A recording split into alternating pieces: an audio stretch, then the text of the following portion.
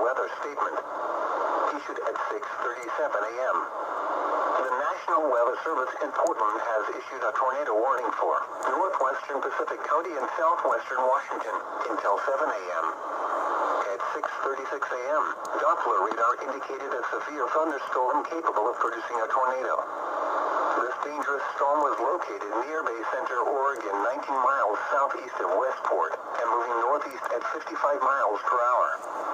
Locations impacted include Raymond, South Bend, Bay Center, and Parkland. This includes the following highways in Washington: U. South. Highway 101 between mile markers 38 and 66. State Route 6 between mile markers 1 and 2. Take cover now. Move to a basement or an interior room on the lowest floor of a sturdy building. Avoid windows. If you are in a mobile home or outdoors, move to the closest substantial shelter and protect yourself from flying debris.